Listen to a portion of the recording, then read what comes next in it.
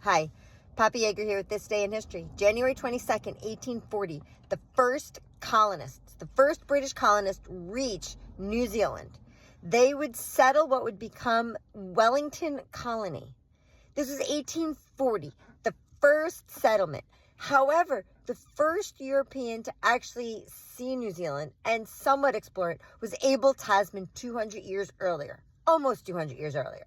It was 1642 that Abel Tasman reached what would later be known as New Zealand. And when he got there, at one point he wanted to disembark and see the islands, but his crew made the mistake of sounding trumpets.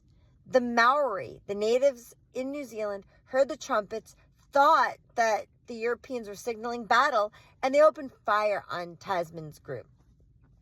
It wasn't until more than 100 years later, in the late 1700s, that Captain Cook, the British sailor, reached New Zealand and was able to explore it more thoroughly.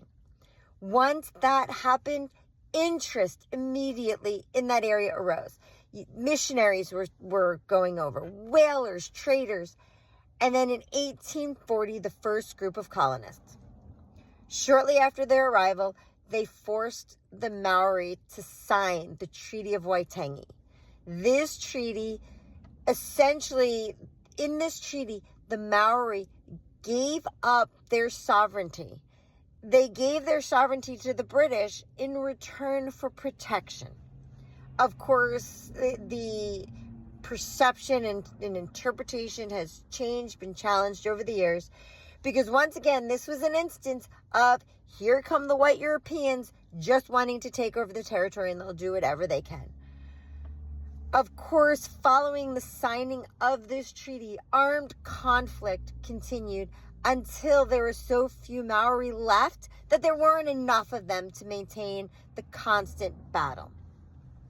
Anyway, that's this day in history that the first colonists arrived in New Zealand.